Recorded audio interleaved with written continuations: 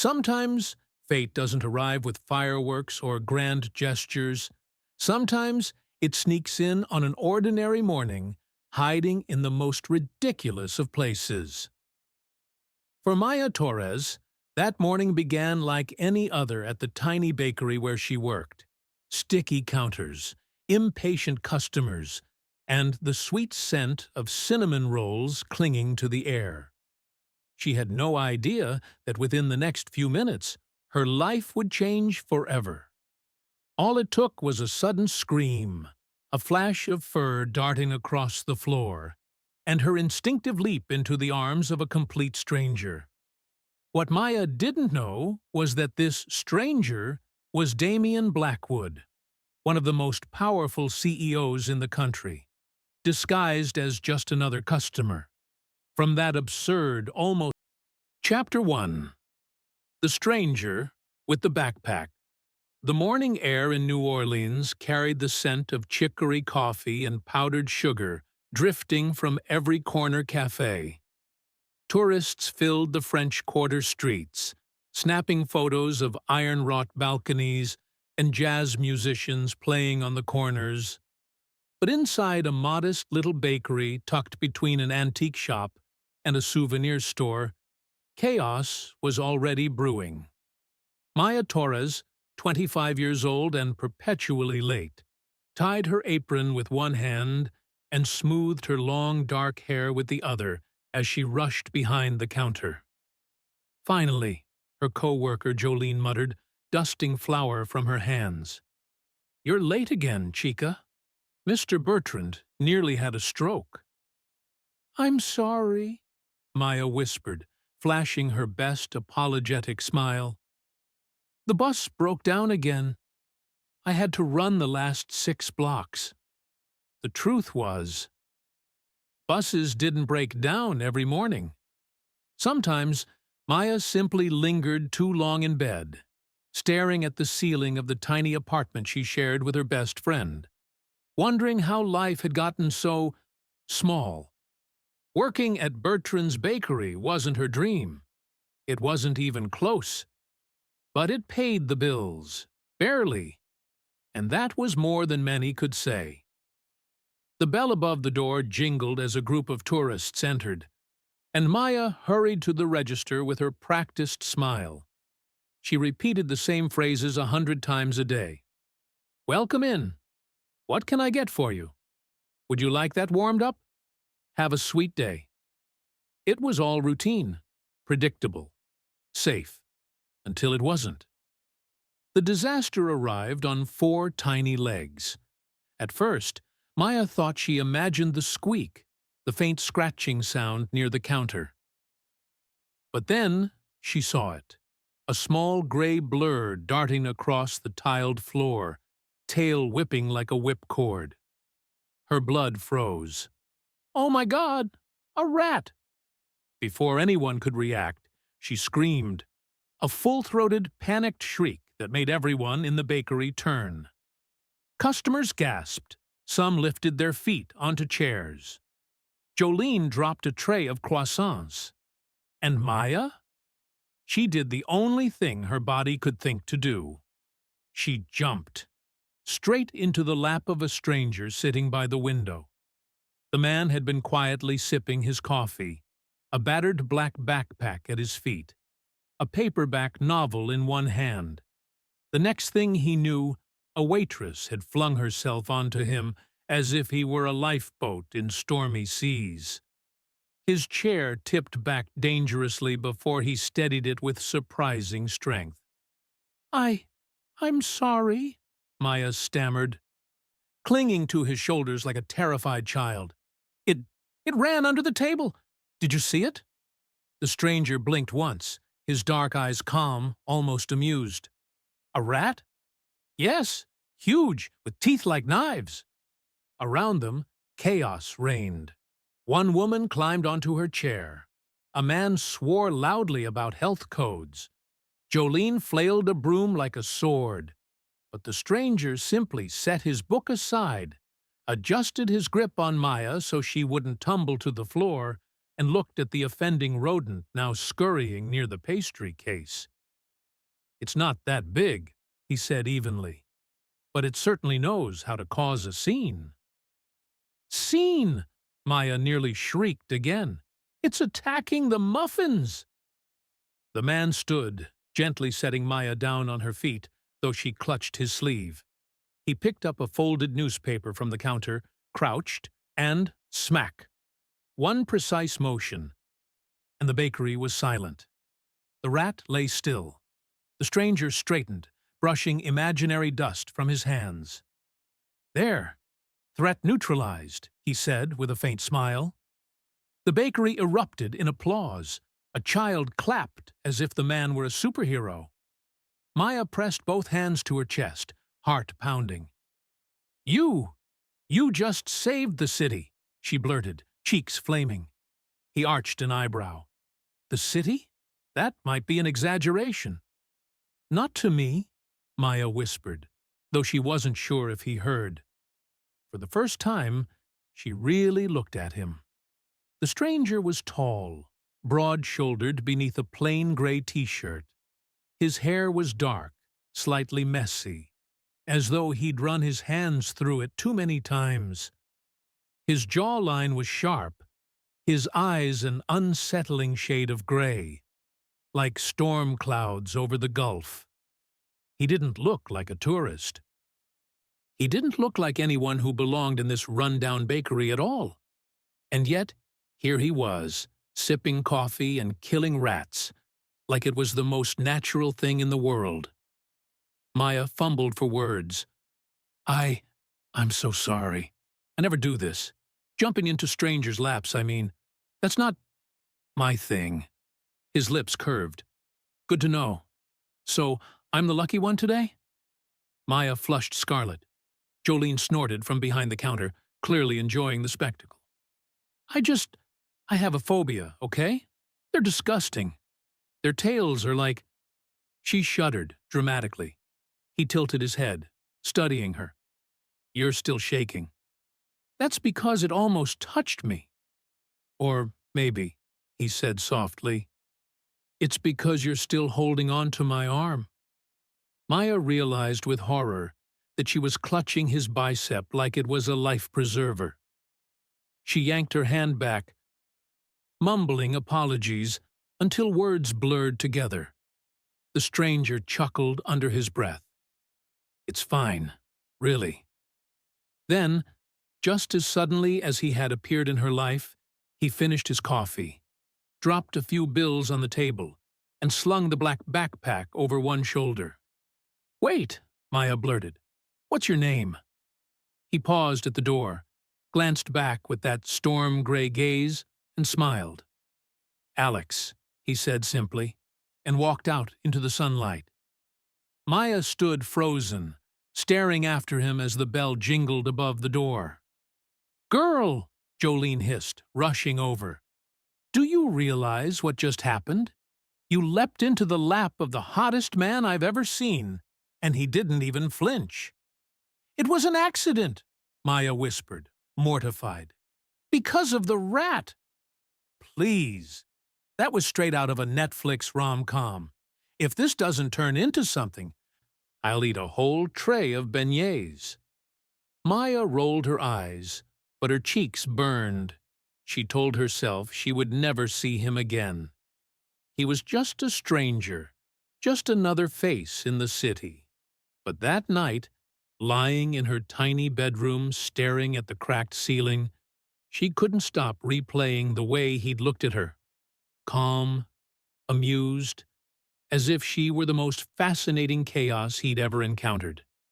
And somewhere across town, in the top floor of a luxury hotel, Damian Blackwood, CEO of one of the largest tech companies in America, sat with his laptop open, searching one name on social media, Maya Torres.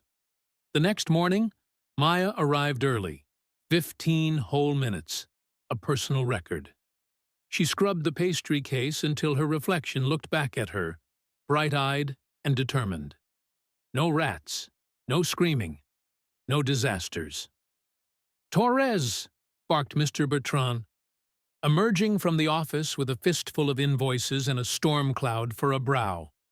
"Office! Now!" Jolene shot Maya a worried glance. Maya forced a smile she didn't feel and stepped into the cramped office that smelled like coffee grounds and printer ink. Mr. Bertrand shut the door, folded his arms.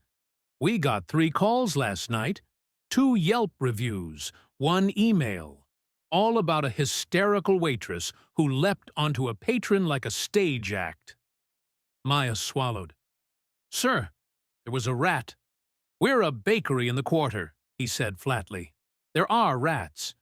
Your job is to be invisible, not theater." "I can apologize to the customers," Maya said quickly. "I'll comp their orders. "You're a good kid, Torres," he said, softer but not kinder. "But I can't afford spectacle. We're letting you go. I'll pay you for the week." The paper in his hand might as well have been a verdict. Something hot burned behind Maya's eyes. She nodded because her voice wouldn't work, untied her apron, and left the office with her head up and her heart in pieces. Jolene was waiting by the lockers, eyes glossy. "No." Maya shrugged, tried to make it a joke. "Turns out I'm allergic to employment." Jolene hugged her, flour dust puffing like smoke between them. "You'll land somewhere better. You're good, Maya. People see that." Maya smiled bravely, grabbed her tote bag, and stepped into a morning that suddenly felt heavier than the August heat. By noon, she'd sent out 27 resumes. Cafes, front desks, temp agencies, anywhere that would trade a paycheck for the broken pieces of her confidence. By evening, she and her roommate Riley, a tattoo apprentice with pink hair and the softest heart, ate boxed mac and cheese on the floor, legs stretched toward a fan that rattled like an old pickup. "We can cover rent if I take a couple extra shifts at the shop," Riley said, waving her fork like a wand. "And maybe your mystery rat slayer will walk back into your life carrying a job offer and a baguette." Maya snorted. "He gave me a name that's not even Googleable." "Alex." "Great. I'll just search the entire city for men with storm cloud eyes." Riley nudged her shoulder. "He looked at you like you were trouble in a good way. That doesn't happen every day." "It doesn't pay the electric bill either." They sat in comfortable silence, the kind you earn with shared rent and late-night confessions. After dishes, 2 bowls, 2 forks, Maya lay awake again, the ceiling crack tracing a crooked constellation above her. "Stop waiting for magic," she told herself. "Make some." 2 days later, her phone buzzed with an unknown number. "This is Hannah Ruiz from Blackwood Dynamics," a bright, efficient voice announced. "We received your resume through an internal referral for an administrative assistant role. Would you be available for an interview tomorrow at 2 p.m.? Maya blinked. Absolutely. Yes." "Great. 501 Iberville, Blackwood Tower. Bring a copy of your resume. Ask for me at reception." After hanging up, Maya stared at the phone as if it might explain itself. "Riley," she called, bursting from the bedroom. "Blackwood Dynamics. Me. Interview." Riley's mouth fell open. "That's the tech company with the building that looks like a USB stick, right?" "That's the one." "Who referred you?" "I don't know."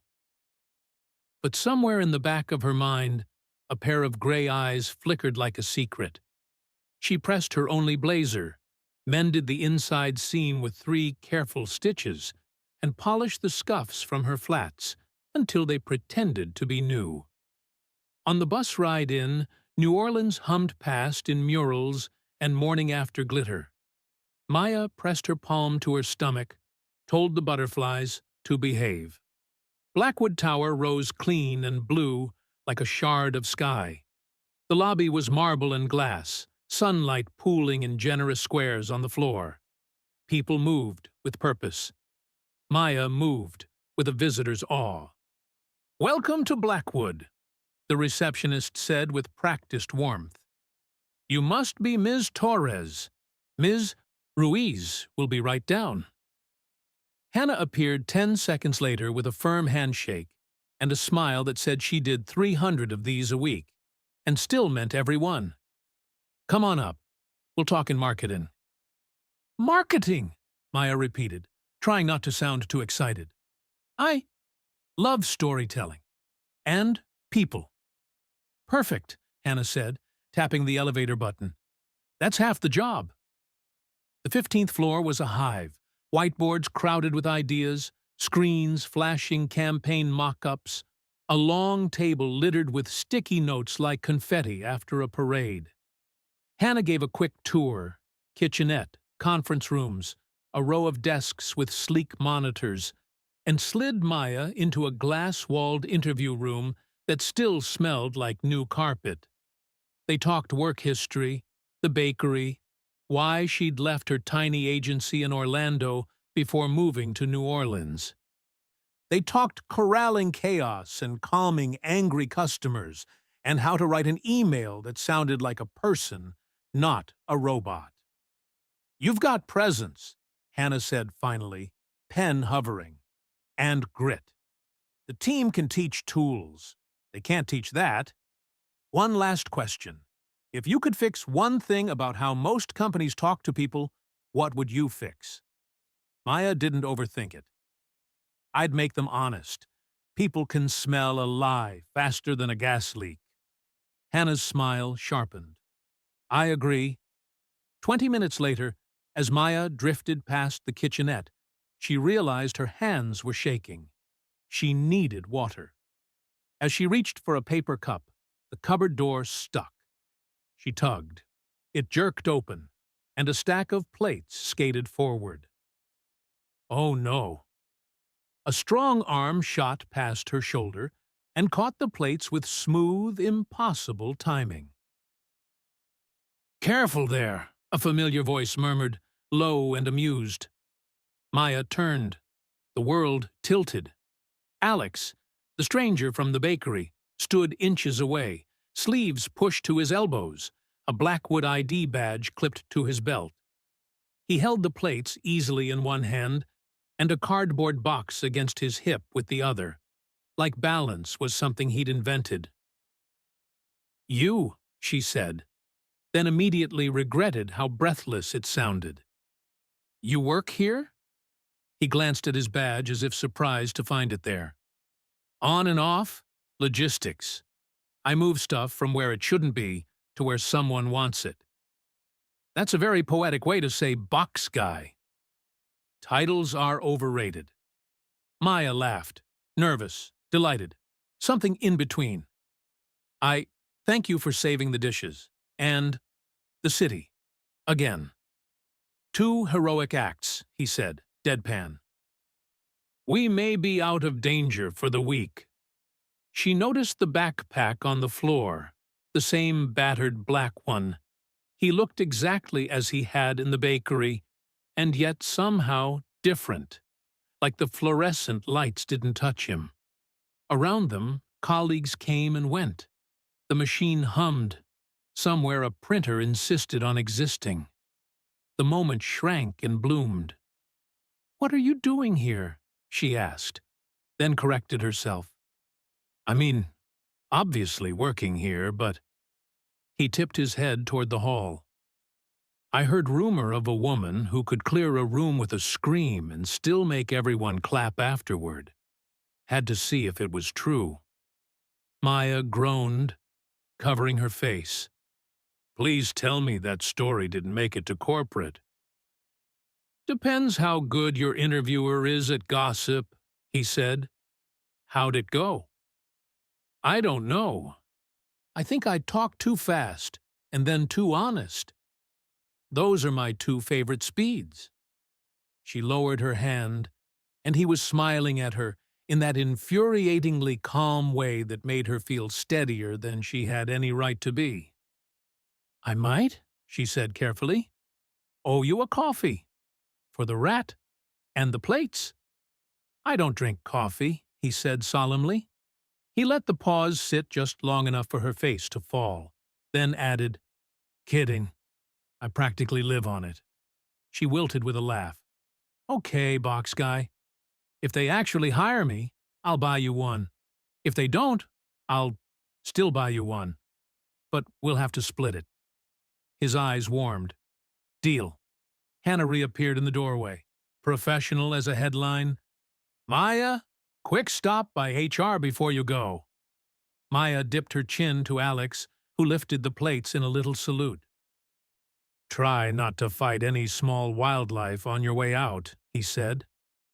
No promises, she shot back, then followed Hannah down the hall. In HR, the conversation was short and life-bending. Start date, hourly rate, that made Maya's lungs forget how to work. Benefits she'd never had.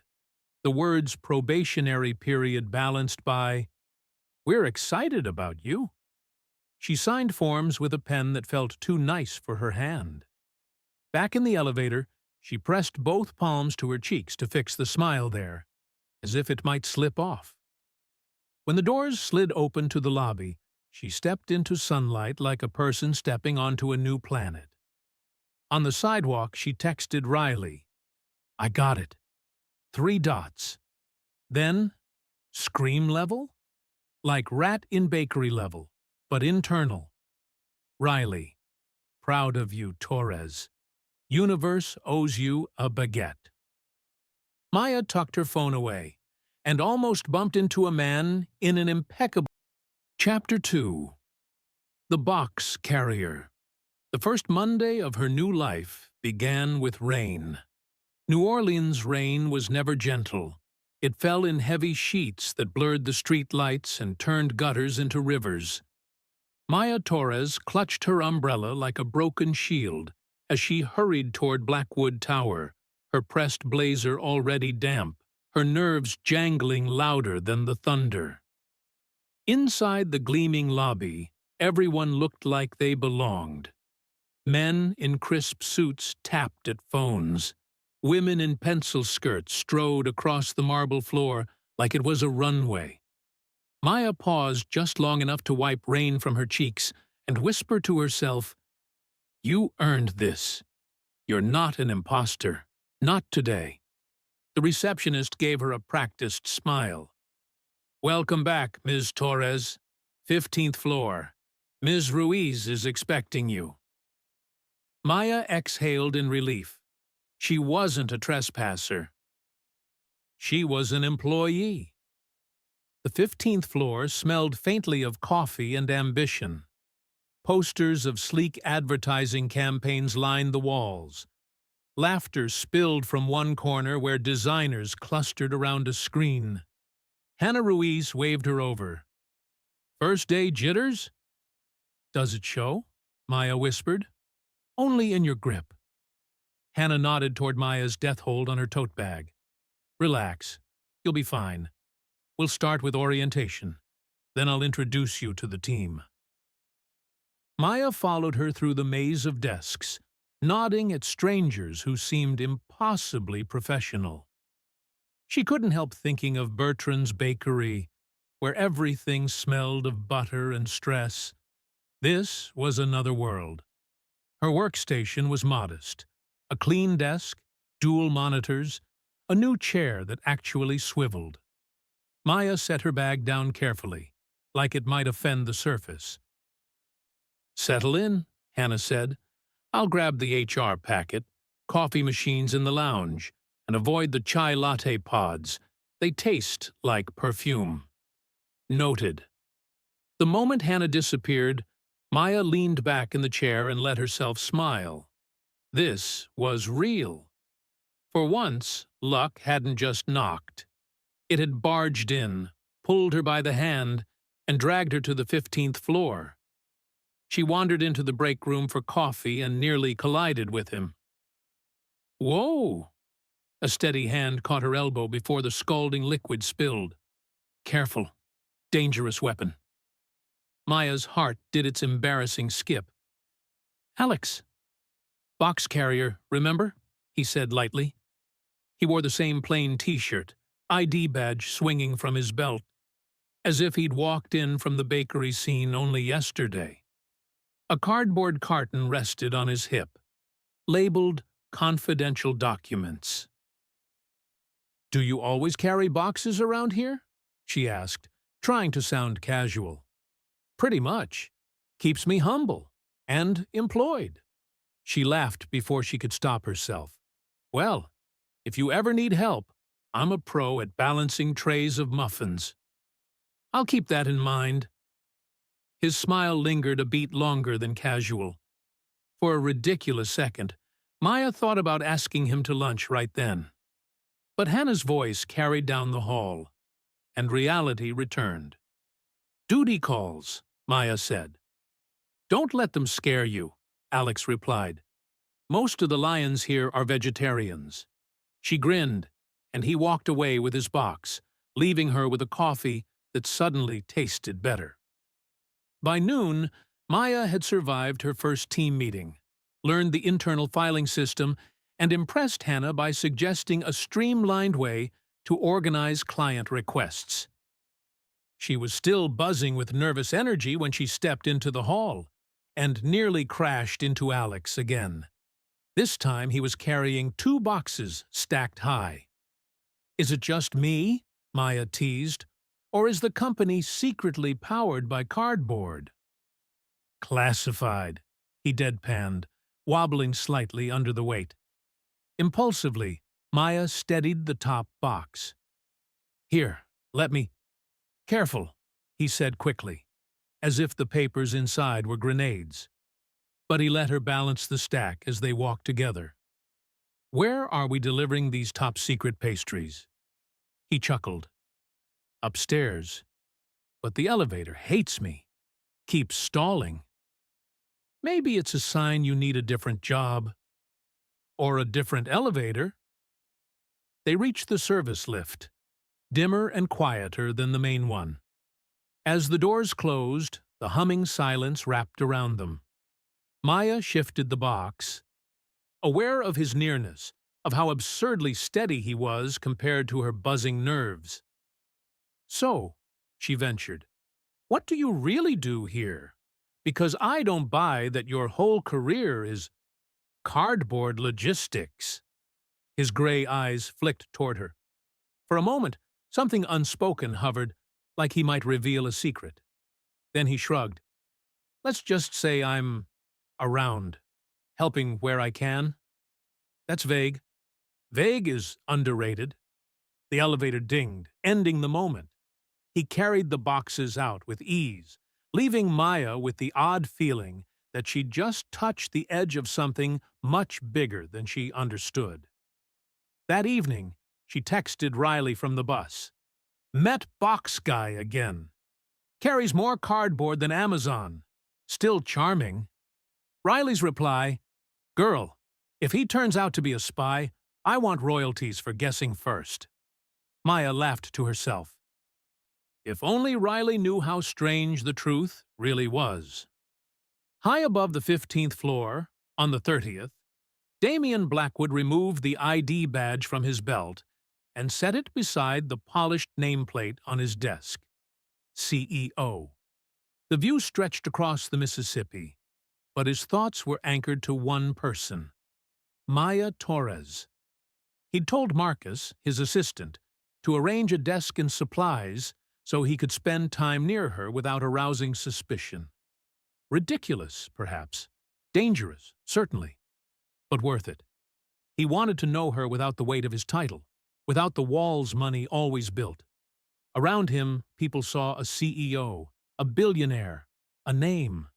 Around her, she saw a man who carried boxes. And God, it felt liberating. Still, every time she smiled at him, every time she teased him about cardboard, guilt pressed heavier. How long could he keep this charade before it shattered? The weeks passed in a blur of meetings, late nights, and stolen moments in the break room. Maya excelled quickly, her ideas fresh and practical. She became known on the 15th floor as the assistant who somehow made even boring spreadsheets sound exciting. And Alex, Damien, became her quiet constant, carrying boxes, fetching supplies, appearing with perfect timing when she was stressed. He made her laugh when she wanted to cry, listened when no one else had time. But whispers began. One Thursday afternoon, while Maya refilled the copier paper, she overheard two women from finance. "Have you seen the new assistant? She's always talking to that supply guy." Cute, but you know how it is. Girls like her see opportunity." Maya froze, cheeks burning. She wanted to march out and defend herself, but instead, she stacked the paper quietly, heart sinking. That evening, over tacos at a street cart with Alex, she tried to shake it off. He noticed anyway. "You're quieter than usual," he said, handing her a soda. "Just tired," she lied. He studied her a moment. "Don't let them get to you." She blinked. "What?" "Whoever said whatever. You've got that look." She stared at him, startled. How could he always read her so easily? "I don't know what you mean." "Yes, you do." His tone was gentle. "Forget the noise. Focus on what's real." She sipped her soda, warmth spreading through her chest that had nothing to do with the food. What Maya didn't know was that the noise was about to grow louder. Because Veronica Hale had returned to town. Daughter of a powerful senator, Veronica was tall, immaculate, and accustomed to getting what she wanted. For years, she had floated through charity galas on Damien Blackwood's arm. Never his girlfriend, not quite his friend, but always positioned close enough to remind the world she belonged in his orbit. When she saw his name missing from the latest society event, she grew suspicious. When she learned he'd been spending unusual time on the 15th floor of his own building, she grew curious. And when a junior executive mentioned a new assistant named Maya Torres, she grew furious. Veronica didn't believe in coincidences, and she didn't believe in letting go. Friday morning, Maya arrived early with coffee and beignets for her team. She was laughing with Hannah when the elevator doors opened and silence rolled through the office like a wave. A woman stepped out in red heels, perfume trailing like a signature. Her blonde hair was sleek, her dress sculpted. She scanned the floor, as if the space belonged to her. "Is that?" someone whispered. "Veronica Hale," another answered. Maya had no idea who Veronica was, but the way people's gazes darted toward her made her uneasy. Veronica's eyes landed on Maya like a hawk spotting prey. She smiled, a smile sharp enough to cut glass, and glided forward. "You must be the new assistant," she said sweetly. "Maya, is it?" "Yes," Maya said, forcing politeness. "How charming." Veronica's gaze swept her outfit, her desk, her coffee cup. "I'm sure you're enjoying your little adventure here." Maya's throat tightened, but before she could respond, Alex appeared from the hallway, carrying yet another box. Chapter 3. Whispers in the Halls. Maya Torres had never been popular enough to inspire gossip. In high school, she'd been the quiet one. Too busy working weekends at the grocery store to make enemies, too ordinary to attract envy. But at Blackwood Dynamics, popularity seemed to come with invisible strings attached. It started small. A glance here, a smirk there. People lowering their voices when she entered a room. Maya tried to ignore it, telling herself it was paranoia. She'd only been here 3 weeks. Maybe she was still the outsider. But by the 4th week, she couldn't pretend anymore. On Tuesday, Maya stepped into the elevator carrying files when two women from accounting abruptly stopped talking mid-sentence. One gave her a tight smile. The other just stared. As the elevator ascended, the silence thickened. Finally, the taller woman murmured, "It's always the assistants." The other snickered, sleeping their way into promotions. Maya's stomach dropped.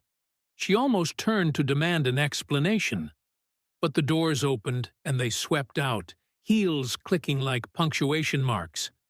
She stood frozen, the files heavy in her arms. Was that about her? By Thursday, the whispers had reached a new pitch. Hannah pulled Maya aside after a team meeting, her expression carefully neutral. "Listen," Hannah said softly. "I don't know what's going around, but people are talking. Something about you and the supply guy."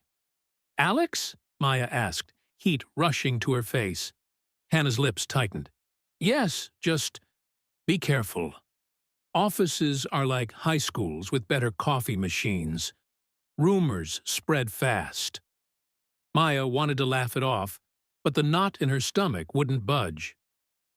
She hadn't done anything wrong. She and Alex grabbed coffee sometimes, ate tacos once or twice. That was it, wasn't it?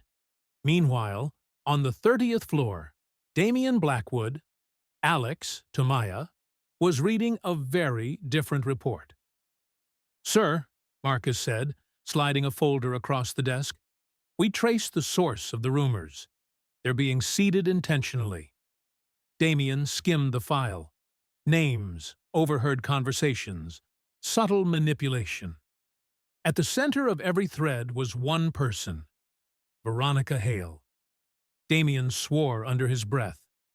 "Of course it's her. She's telling anyone who will listen that Miss Torres is cultivating your attention," Marcus said delicately. Damian's jaw tightened. "And people believe it." "People always believe the worst," Marcus replied. Damian leaned back in his chair, staring at the ceiling. He'd tried to keep Maya safe by hiding who he was. Now that very lie made her vulnerable. She thought she was flirting with a supply worker. To everyone else, she looked like a nobody chasing a billionaire. And she had no idea. Friday afternoon, Maya carried coffee into the lounge, only to find Veronica Hale perched elegantly at the counter as if she owned the place. "Hello, darling," Veronica said smoothly, her voice honey wrapped around a knife. "I thought I'd stop by to see how our little assistant is doing." Maya blinked. "Can I help you?" "You already are." Veronica sipped her drink, eyes glittering. "Though I must say, you work quickly. Not everyone secures a protector on their first month." Maya frowned. "Protector?" "Oh, don't be coy. The box carrier, Alexander." Veronica leaned forward, lowering her voice to a conspiratorial whisper. "Do you know who he really is?" Maya hesitated. Something in Veronica's tone made her skin prickle. "He's Alex, supplies." Veronica's smile was cold. "Is that what he told you?" Maya's throat tightened. She forced a laugh. "Look, I don't know what you're implying, but—" "I'm not implying anything," Veronica interrupted. "I'm warning you. Men like him, they play games, and girls like you are always the pieces sacrificed first." Maya's hand trembled so badly she nearly spilled her coffee. She wanted to demand answers, but Veronica stood smoothly, heels clicking as she left. "Enjoy your little adventure, sweetheart, while it lasts." That night, Maya sat on the apartment floor with Riley, unpacking the conversation in halting bursts. She looked at me like I was dirt under her shoe. And then she called him Alexander. Riley raised her brows. "Wait, I thought his name was Alex. So did I, Maya groaned. But she said it like everyone should know it. Like it's obvious. Riley twirled her pink hair thoughtfully. Maya, have you ever Googled him? No, Maya admitted. I didn't think. He carries boxes. Girl, nobody that calm in chaos is just anything. Riley leaned closer. What if he's not who he says? Maya hugged her knees. Then who is he? The next week at work was worse. Clients canceled meetings without explanation. A campaign Maya had poured hours into was reassigned. Co-workers avoided her eyes. By Wednesday, Hannah called her into the glass-walled office. Maya, Hannah began carefully, I fought for you. But leadership thinks your reputation is distracting. My reputation, Maya whispered. I've done nothing wrong. I know. Hannah's voice softened, but sometimes perception matters more than truth. The words sliced deeper than any rumor. Maya gathered her things with trembling hands. Fired. Again. Only this time, she didn't even know why. Damien found out within the hour. She resigned? He demanded. Technically, she was pressured, Marcus replied grimly. Miss Hale's handiwork again. She's telling executives that Maya is manipulating you for advancement. They're terrified of scandal. Damien slammed a fist against his desk. Papers scattered like frightened birds. I wanted to protect her, he muttered. And now she's the one paying the price. Chapter 4. The Mask Falls. Rain lashed against the tall glass windows of Blackwood Tower, blurring the view of the Mississippi into a smear of gray. On the 30th floor, Damien Blackwood sat in silence, his reflection staring back at him from the darkened glass. For weeks, he had lived two lives. Damien, the billionaire CEO whom the city feared, and Alex, the box carrier who laughed with Maya, who shared tacos and cheap coffee, and a side of himself that had long been buried. Now the lie had shattered, and it wasn't Veronica Hale or the whispering halls that haunted him. It was the look on Maya's face when she carried that soggy box of belongings out of the building. Defeated. Alone. Betrayed. She deserves the truth, he muttered. Marcus, ever patient, closed the folder he had been holding. If you tell her, sir, there's no undoing it. She already thinks the worst. What else can I lose? Marcus hesitated, then nodded. Very well. But first, Miss Hale. At her name, Damien's jaw tightened. She planted the rumors, Marcus continued. We have proof. If you don't handle her, she'll keep striking at Miss Torres, no matter what you confess. Damien's reflection hardened into resolve. Then let's finish this. Veronica Hale never lost. From charity galas to Senate fundraisers, she had learned that victory wasn't always about truth. It was about perception, timing, and the sharpness of one's smile. So when Damien requested a private meeting at La Lumiere, the most exclusive restaurant in New Orleans, she dressed for triumph. A crimson gown, diamonds like frost at her ears, and the confidence of someone who believed the battlefield already belonged to her. She found him waiting at a corner table, not in the tailored suits he usually wore, but in a simple dark shirt, sleeves rolled up, as if he hadn't come for dinner at all. Darling, she purred, sliding into the seat across from him. Finally decided to see sense? Damien's eyes were cold steel. You've gone too far, Veronica. Her smile didn't falter. Far enough to protect you. That girl. Her name is Maya, he cut in. Veronica's painted nails tapped against her glass. Maya, right. The bakery girl who thinks she belongs in boardrooms. You can't honestly tell me you believed she cared for you." "She cared for Alex," Damien said quietly. "Not for the CEO. Not for the billionaire. Just me." Veronica laughed, low and sharp. "And that's the tragedy, isn't it? She cared for the lie, not you. The moment she learns the truth, she'll hate you. You know it. That's why you're stalling." Damien slid a folder across the table. Inside, bank statements, transcripts, recordings Marcus had gathered. Veronica's smile flickered. "You hired people to spread lies. You sabotaged her reputation. You tried to destroy her career," Damien said. His voice was calm, but it vibrated with a quiet fury. "I could take this to the police, to the press.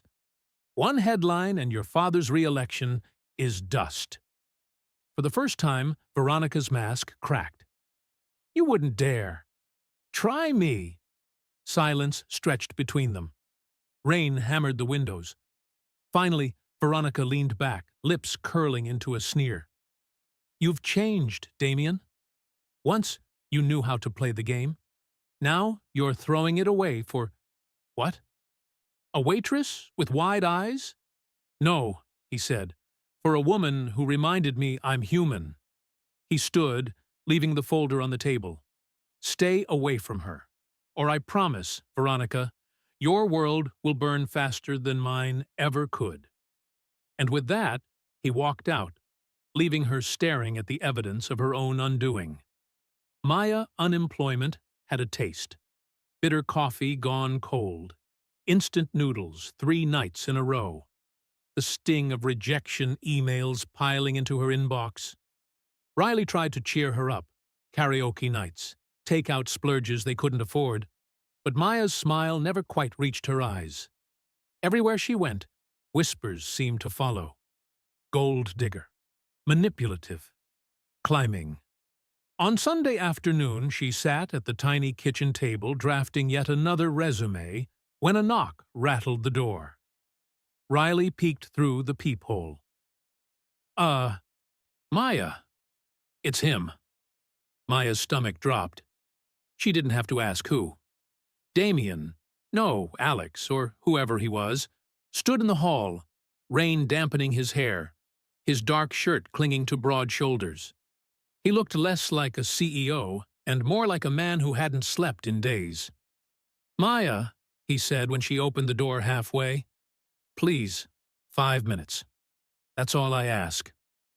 Her grip tightened on the knob. "Why should I?" "Because you deserve the truth." She almost slammed the door. Almost. But something in his voice, raw, unguarded, made her pause. Slowly, she opened it wider. 5 minutes, she said. Not a second more.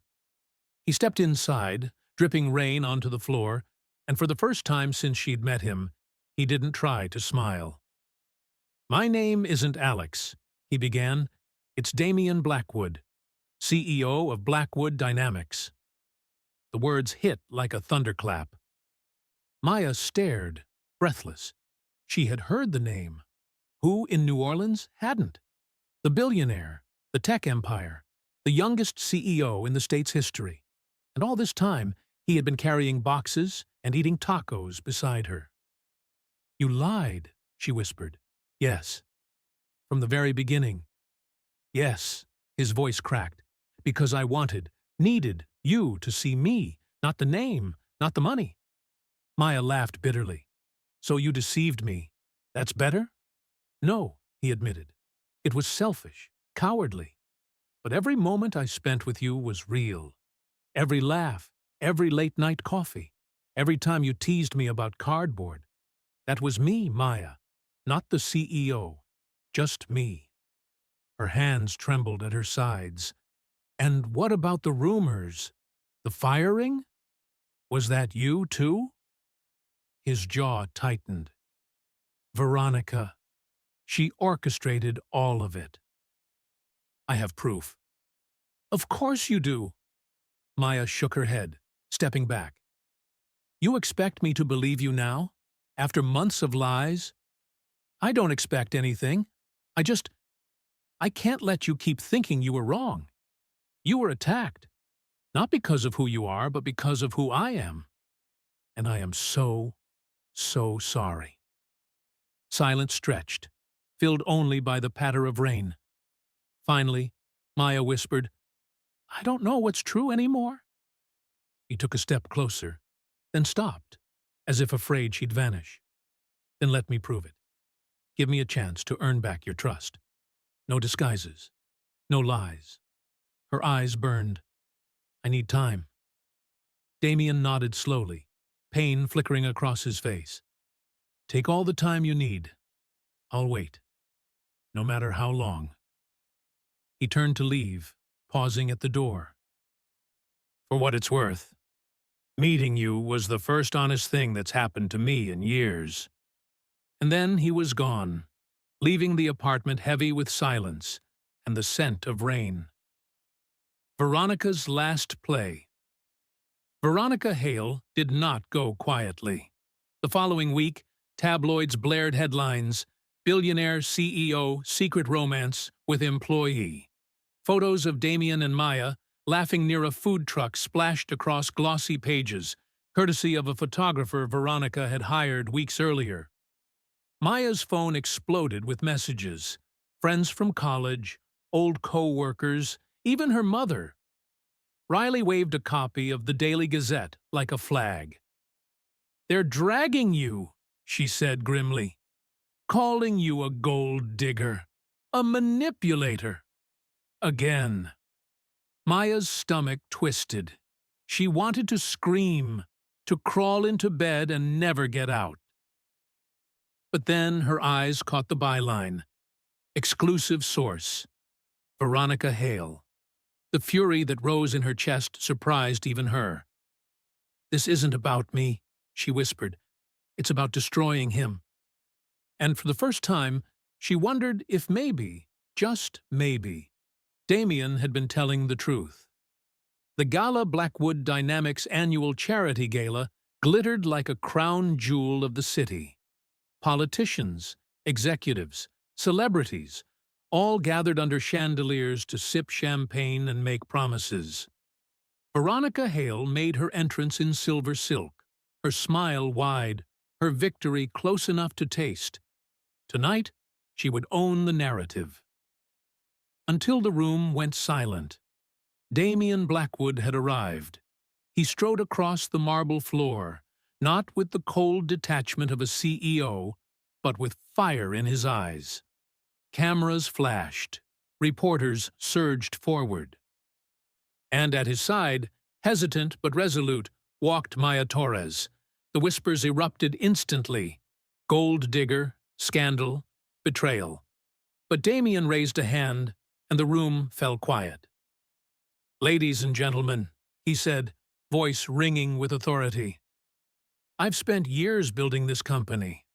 But tonight, I stand not as a CEO, not as a billionaire, but as a man who owes the truth to someone extraordinary. He turned to Maya. I lied to you, he said, his voice carrying through the hall. I hid behind a name I thought would scare you away. I was wrong. You deserved honesty, and I failed you. Gasps rippled through the crowd. Reporters scribbled furiously. Veronica's smile faltered. But every moment we shared was real, and no rumor, no headline, no whisper will ever change that. If the world wants to see scandal, let them. I see the woman who reminded me what it means to be human. He stepped back, chest heaving. For a heartbeat, silence reigned. Then Maya, trembling, leaned toward the microphone. Truth matters, she said softly. And so does forgiveness. I don't know if I'm ready to give that yet. She looked at Damien, her voice steadying. But I know this. I'm tired of letting other people write my story. A murmur of admiration swept the room. Cameras flashed brighter. Veronica, cornered, hissed through clenched teeth. "You'll regret this." Damien turned, his gaze ice. "No, Veronica. The only one regretting tonight will be you." And with Marcus's quiet efficiency, the folder of evidence was released to the press. Proof of Veronica's sabotage, her smear campaign, her lies. Within minutes, phones buzzed with breaking news alerts. The queen of perception had finally been unmasked. Later, after the gala, away from the cameras, Maya and Damien stood on a balcony overlooking the...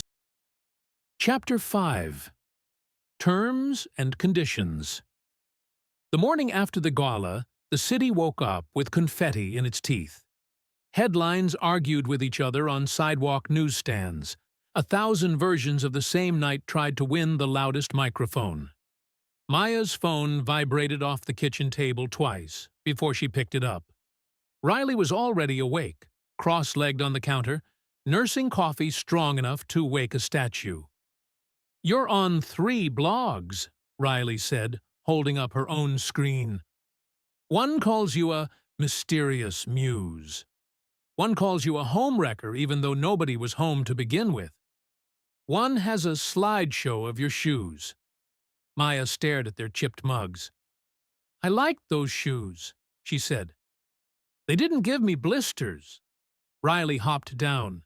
"You were good up there, May. Clear, calm. You set the room on fire and didn't burn your fingers." "It didn't feel calm." She rubbed her eyes. "It felt like I was speaking while falling downstairs. The words landed. That's what matters." Riley slid a plate of toast toward her. "And he did it. He told the truth." Maya thought of Damien's voice over the microphone, steady and raw, of his hands trembling when he stepped back. She hadn't forgiven him, but she had watched him choose a harder road in front of everyone who expected him to be bulletproof. It counted for something. Her phone buzzed again, a text from an unknown number that announced itself with politeness. "Marcus, Damien's assistant. Ms. Torres, Mr. Blackwood has asked me to pass along that he will give you space unless you request otherwise. If you do wish to speak, he'll meet wherever you choose. No security detail. Also, for your safety, consider changing your number. Happy to set that up." Maya exhaled. "Space," she said, tasting the word. Space wasn't silence. It was air. She typed back before she could overthink it. "Meet me at City Park, by the big oak with the swing. Noon. No cars on the grass. No entourage." Marcus's reply came fast. "Understood." Riley leaned her hip into the counter. "Want me to come lurk behind a bush as backup?" "I think I have to do this myself," Maya said. "But if he brings a marching band, feel free to throw a shoe." "Deal." City Park on a Sunday looked like a brochure. Kids vaulting off routes, artists painting the lagoon, joggers who believed noon heat was a suggestion. Maya wore a white t-shirt, jeans, sneakers that had seen better sidewalks. She didn't dress for battle. She dressed like a person. Damien arrived on foot, alone, in a navy hoodie and worn-in sneakers that made him look almost anonymous. He stopped a few paces away, as if there were a tripwire between them. "Thank you for meeting me," he said. Maya nodded at the swing. "Sit." They settled on opposite ends, the ropes creaking like an old hinge. For a while, they watched a toddler try to share a melted snowball with a very patient dog. "I don't want the version of us where we pretend the lying never happened," she said finally. "I also don't want the version where that night is the only thing we ever talk about." "Me neither. So here's what I need." She pulled a folded note card from her pocket. Riley had helped her write it in big, neat letters. "If we try this, we try it with rules." His mouth twitched. "Terms and conditions." Ironic, from a CEO. He gestured to the card. Hit me. 1, she read. No more secrets about identity, family, money, work. Especially not work that spills onto my life.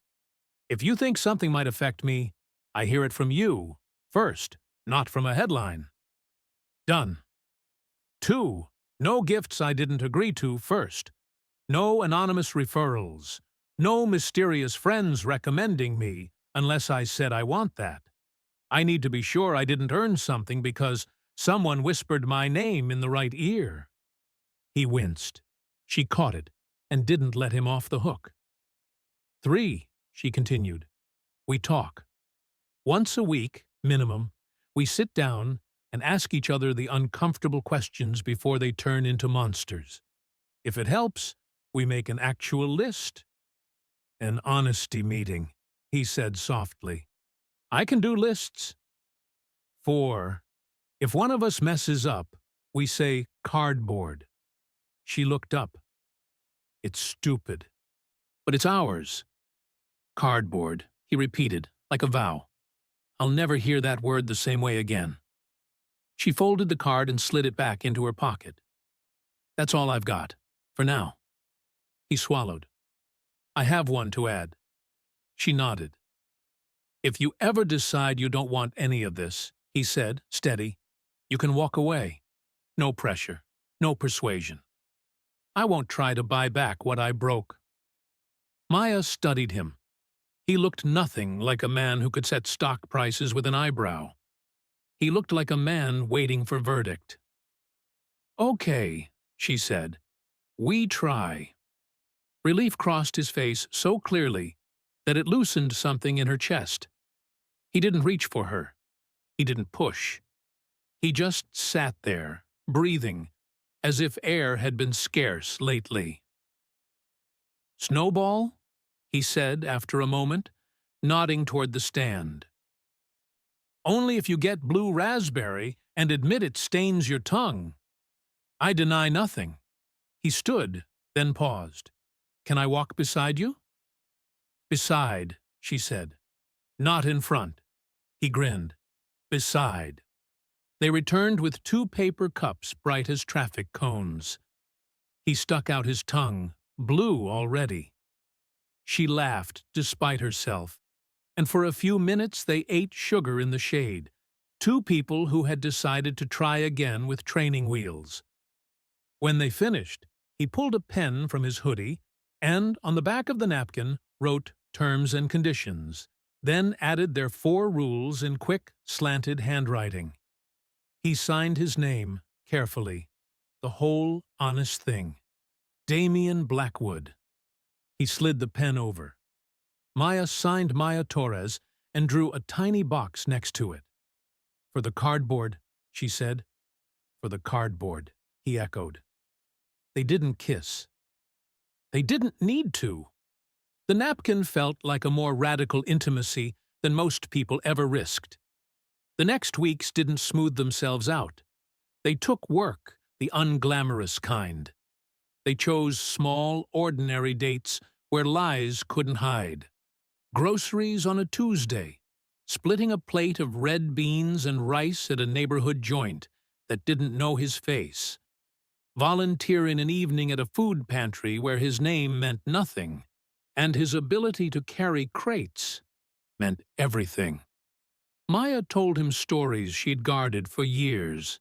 Her mother's double shifts at the clinic, the way rent could erase a dream, the tiny agency she'd run in Orlando out of a co-working space that smelled like kombucha and ambition, the pleasure of making something go from invisible to seen.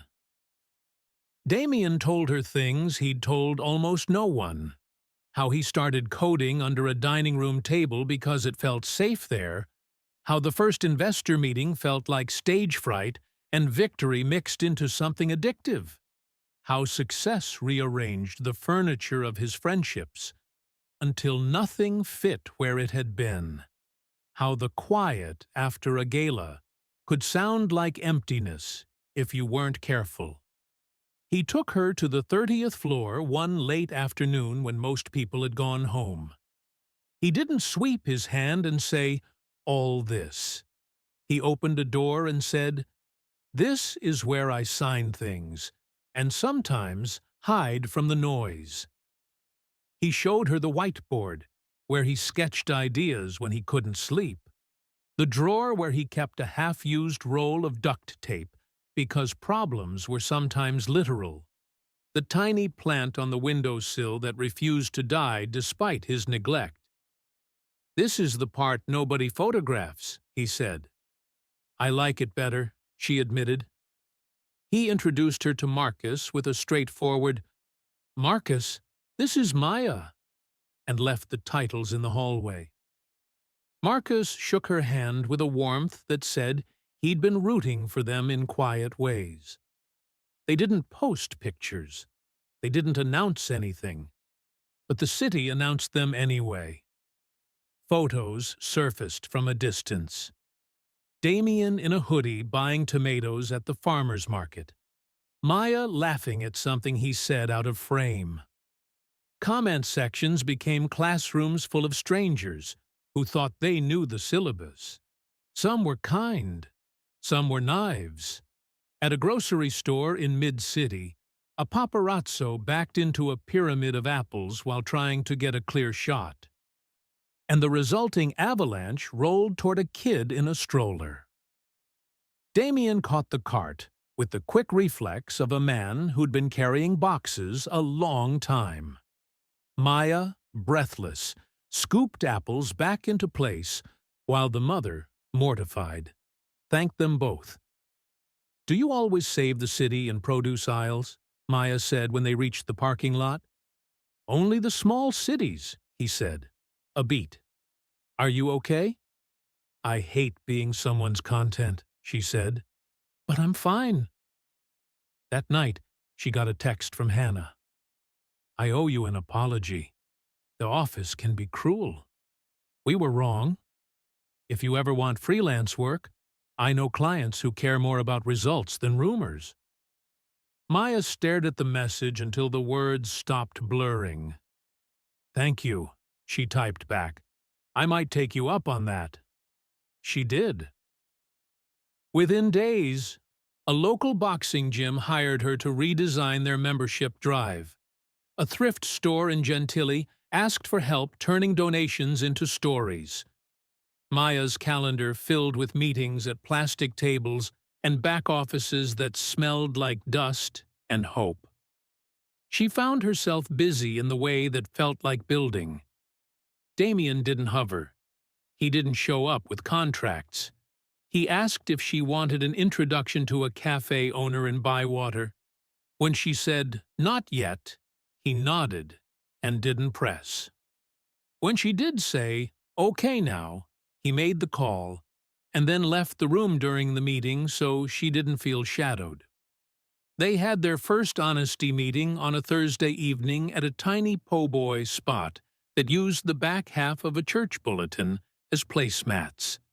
They put the napkin contract between the ketchup and the hot sauce and took turns. "I was short with you yesterday," she said, "because I was scared about a pitch. Cardboard." "I scheduled a press interview for next week," he said. "Cardboard. It won't mention you, but it will intersect your world. I should have told you before I agreed." "Thank you," she said. "Now, tell me what you're actually worried about." "The board," he admitted. "Some want me to step back from anything that looks like distraction. They mean you without saying you. They also mean any choice I make that isn't profit first." "What do you want?" "To run a company I'm not ashamed of," he said. "To make money without letting money decide who counts." She chewed that. "Can I ask something bigger than po' boys?" "Always." "Why do you work at this scale?" she said. "If it costs so much." He considered. "Because I'm good at it. Because it lets me build things faster than I could alone. Because I forgot, for a long time, that speed isn't the same as worth." He looked up. "Because lately, I'm learning what I want to build. That's new. And is any of that us? All of that is us, he said quietly. She didn't say, I forgive you. She didn't need to. She reached over, tapped the napkin with her finger, and said, Re-upped.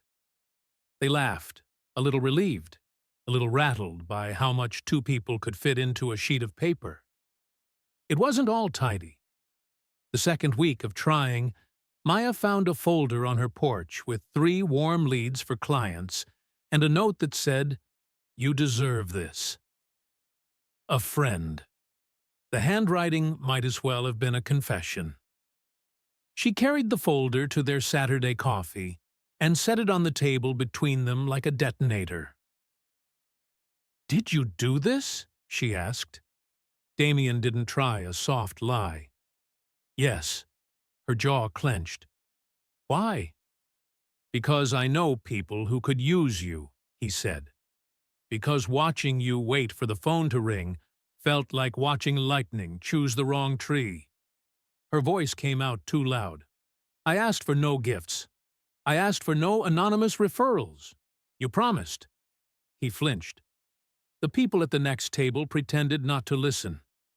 You're right. Cardboard, he said. I broke a rule. I'm sorry. That's not the point, she snapped. I can't unknot whether someone hired me because I'm good or because I'm dating their source. I can't do this if I don't know what's mine. He nodded, eyes steady. You're right, he said again, softer. Tell me how to fix it. You can't, she said, frustrated tears threatening. You can only not do it again. He sat back, hands open, as if surrender were a skill he was practicing. Then I won't, he said. Not again. I'll help if you ask. I'll cheer every win even if I have nothing to do with it. And when people try to credit me for your work, I'll correct them. She stared at him a long, hot moment. He took it without deflecting. The anger didn't vanish, but it settled into something she could carry. On her walk home, she said the rules out loud like a catechism. No more anonymous help. Ask. Don't assume. Do the hard thing, even when it's slower. By the time she reached the apartment, she'd texted Hannah back to turn down one of the leads from the folder. Not because it wasn't good, but because she wanted the next yes to be undeniably hers. That night, Damien texted a photo, the napkin, pinned above his desk with a thumbtack. Non-negotiable, he wrote. Good, she sent. Then, because she didn't want pride to be the only furniture in the room, thank you for stopping when I say stop. I'll keep doing that, he replied. Even when it's me, I have to stop. On a humid Tuesday, he took her to see a piece of his life that wasn't glossy. Not the tower, not a gala, not a boardroom. They drove past the quarter into a neighborhood where porches did most of the social work. This is where I grew up, he said, parking in front of a small shotgun house painted a stubborn blue. We moved when the company took off, but my aunt never left. She keeps the key. Inside, the floors creaked in a way that declared loyalty rather than neglect. The dining room table, the one he'd mentioned crawling under, was still there, nicked by years of homework and late dinners. He ran his palm along the underside edge, then smiled and crouched to show her the world as he'd seen it at 12. Back here, he said, pointing at a strip of masking tape and a smear of pen. I used to stick my best ideas where nobody could see them. Felt like hiding a treasure map. Maya ducked under with him. In the dim light, she could make out notations, little loops of code, a network diagram that looked like a constellation, a list titled Things Future Me Should Remember. The first line, call Mom back. The second, build something that makes tomorrow lighter for someone else. Her throat tightened. Did you? I forgot for a while, he said. I'm trying again. He made gumbo in a too-small pot, cracked jokes about failing at roux, and then nailed the color on the second try. They ate at the old table out of chipped bowls. People think money makes rooms bigger, he said. Spoon hovering midair. Sometimes it just makes the echoes louder. She reached across the wood and set her hand on his wrist. Not a promise, not a cure. Contact. A human answer to an echo. They went to therapy together because they said they would. A woman in an office full of rubber plants and patient clocks told them to name their defaults. Damien's default was to fix problems before asking whether solving them was his job. Maya's default was to run before anyone could abandon her. They said it aloud, like it mattered. It did. Tell the story of the fight you're having without using the word you, the therapist said. They tried. It forced them to pick up their own pieces. Maya liked that the therapist never declared them doomed or sainted. She liked that they left with homework and jokes about cardboard that belonged to them. The call came 2 weeks later. Hannah again. I've got something bigger, she said. A chain of local pharmacies wants a campaign for affordable wellness. Real people, real solutions. They can't afford a big agency, and they don't want slick. I told them I know someone who speaks fluent human. Maya sat on the apartment floor with her laptop, Riley braiding and unbraiding her hair because nerves needed something to do. What does bigger mean? Budget you can breathe on. Timeline you can survive. Freedom to build a small team if you want, Hannah said. Your name on the work. What's the catch? No catch, unless success counts. Maya said yes. She said it firmly, because it was time. The first meeting happened in a back office behind a register that kept insisting it needed paper. Maya laid out a plan that valued people's time and attention.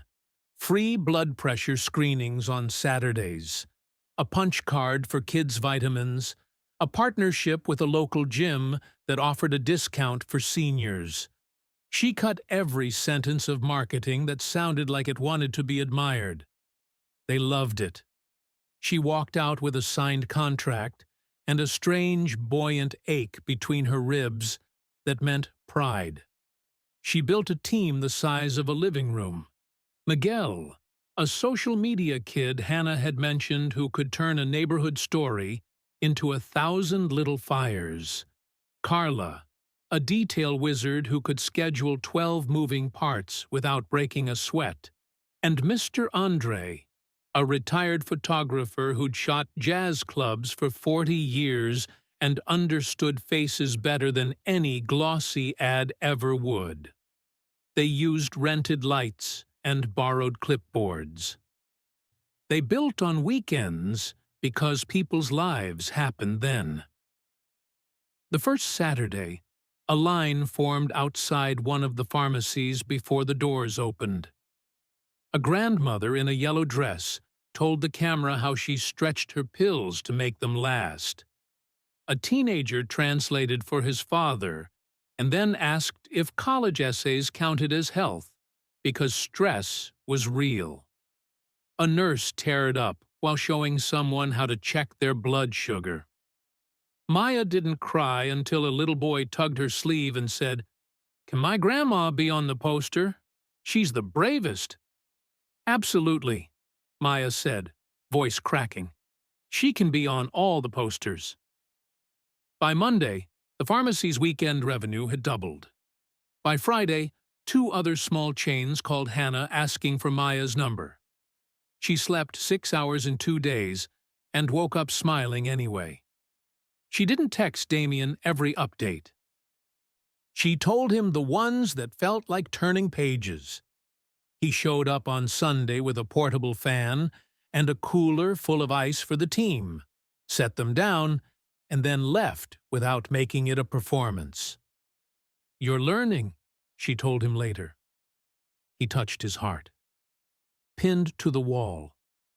She believed him. The board did not love everything. They liked the gala's donations totals and the quarter's profits. They liked that the scandal quieted faster than predicted.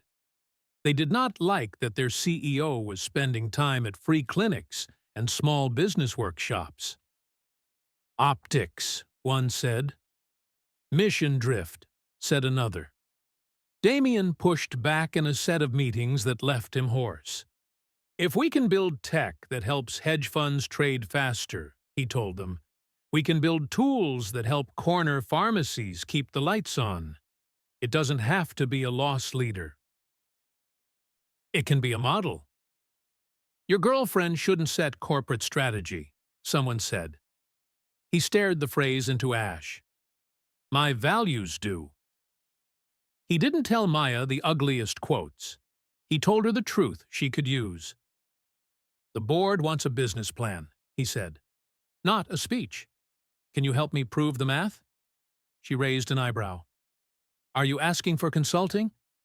I am, he said, formal and earnest. As a paying client.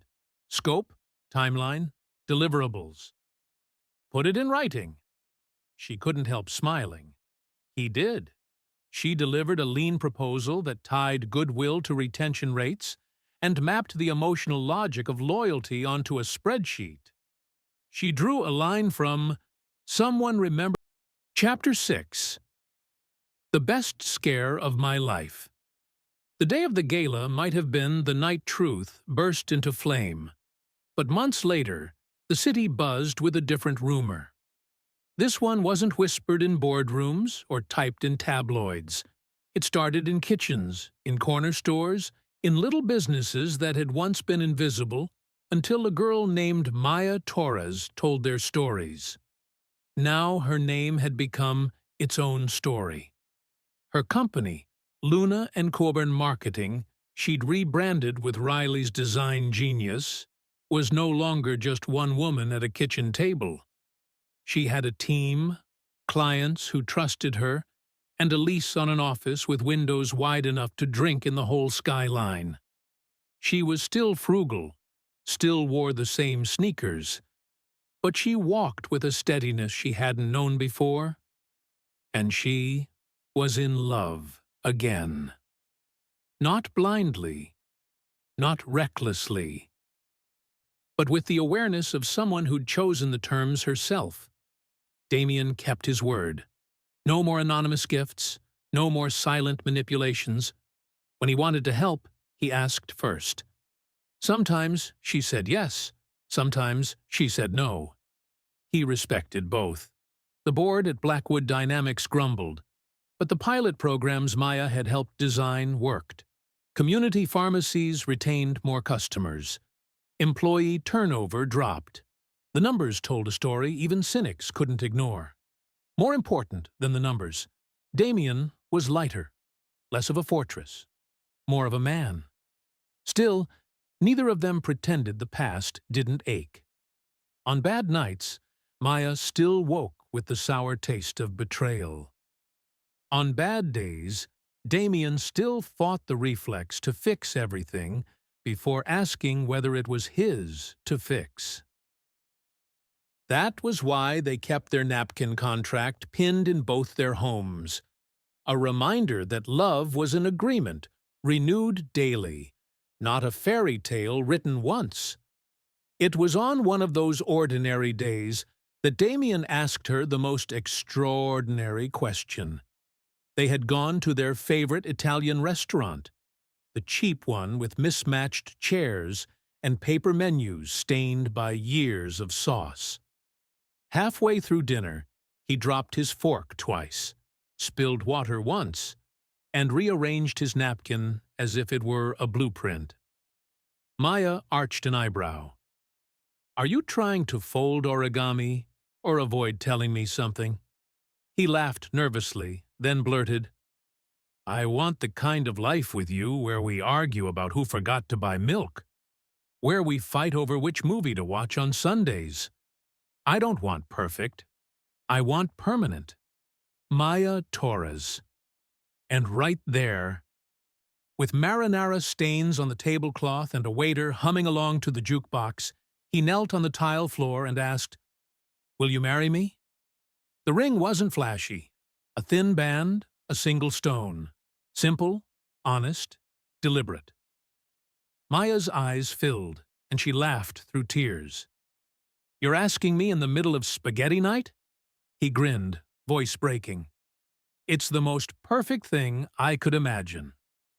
"Yes," she whispered. Then louder, as the restaurant erupted in applause. "Yes." They didn't want a spectacle. Maya refused a ballroom, refused guest lists with strangers who only wanted to network. Instead, they married in the garden of Damien's old family house, the blue shotgun home his aunt still kept alive. Strings of cheap lights zigzagged over the yard. Riley handled decorations, wildflowers in mason jars, paper lanterns painted by Maya's niece, chairs borrowed from 3 neighbors. When Maya walked down the aisle, accompanied by Riley in place of family who couldn't make the trip, Damien's breath left him like a man seeing sunlight after months underground. The officiant, a warm, wrinkled pastor from Maya's grandmother's church, smiled. These two met because of something small, something people usually run from. And maybe that's the point. Sometimes love starts with the tiniest scare. Damien's vows were shaky, but true. "You made me remember who I was under the titles.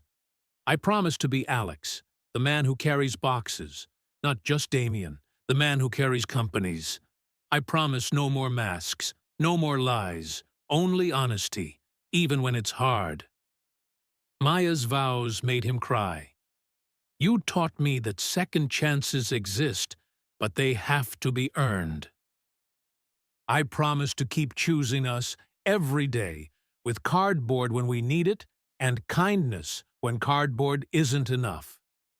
When the pastor said, "You may kiss," they kissed like people who had rebuilt a house after a storm and knew how much every brick mattered. The reception was chaotic perfection. Riley DJ'd with a playlist that jumped from salsa to indie rock. Marcus, stiff at first, surprised everyone with impeccable 2-step moves. Neighbors wandered in carrying trays of food. Someone's uncle grilled in the alley. It wasn't elegant, but it was alive. At one point, Maya caught Victoria standing at the edge of the yard. For a moment, tension gripped her chest, but Victoria looked different. Simpler dress, softer eyes. She approached with cautious steps. "I don't deserve to be here," Victoria admitted, "but I wanted to apologize. Therapy has been humbling. I know I can't erase what I did, but I hope you both find happiness." She handed them a gift bag with a toaster inside. "For your ordinary mornings," she said, with a rueful smile. Maya surprised herself by hugging her. Forgiveness didn't erase scars, but it made them lighter. Months passed. Married life wasn't glamorous. They argued about laundry, about who left lights on, about Damien's insistence on buying 3 brands of sparkling water for variety. But they also laughed in the kitchen at midnight, fell asleep on the couch watching bad movies, and turned even silence into comfort. Maya's business kept growing. Damien's company followed new values. Together, they launched a program funding small entrepreneurs, bakers, barbers, bookstore owners, giving them not just capital, but mentorship. And then came the day when Maya clutched Damien's hand in a hospital room, sweat dampening her hair, eyes fierce as she brought their daughter into the world. Reflection and lessons. Learned at first glance, the love story between Maya and Damien feels like a modern fairy tale. A chance encounter, hidden identities, heartbreak, and finally, reconciliation. But beneath the drama and romance, there are deeper lessons worth carrying into real life. The first and most important lesson is about honesty. Damien hid his identity out of fear. He wanted to be loved as a person, not as a CEO with money and power. His intention wasn't malicious, but the deception nearly destroyed everything he valued. Love, or any meaningful relationship, cannot thrive on half-truths. Even lies told to protect someone eventually erode trust. The story reminds us that it is always braver and ultimately more rewarding to be authentic from the beginning. True love doesn't need a disguise. It needs truth. The second lesson lies in the power of second chances. People make mistakes, sometimes big ones, but what matters is what happens after the mistake. Damien didn't simply say, "I'm sorry." He changed. He respected Maya's boundaries, rebuilt trust brick by brick, and proved that his love wasn't dependent on wealth or appearances. Maya, for her part, showed that forgiveness doesn't mean forgetting, but rather choosing to move forward with wisdom. This story teaches us that redemption is possible if we're willing to take responsibility and genuinely change. Third, Maya's journey highlights the importance of self-reliance and perseverance. She was fired, slandered, and nearly crushed by rumors. Yet instead of giving up, she built her own path. From $47 in her bank account to running a thriving agency, she showed that dignity and resilience matter more than handouts. Her success was her own, and that made her love with Damien equal and real. Finally, the greatest lesson is that real love is not perfection. It is two imperfect people choosing each other again and again. Love is not about luxury or grand gestures. It's about small promises kept, weekly honesty meetings, laughter over street food, and a silly safe word like cardboard. It's about creating a safe space where both people can be vulnerable, flawed. And that's the end of today's story. A tale that began with something as small as a cockroach and turned into a journey about honesty, forgiveness, and the courage to love without masks. Maya and Damien remind us that no matter how messy, love becomes stronger when it's built on truth and second chances. Now, I want to hear from you. Do you believe people deserve a second chance after a lie? Or once trust is broken, is it gone forever? Share your thoughts in the comments below. I'd love to know how you see it. If this story touched you, don't forget to give it a like, because it really helps the channel grow. And if you haven't already, hit that subscribe button and turn on the notification bell so you won't miss the next story full of drama, lessons, and maybe even love. Thank you so much for spending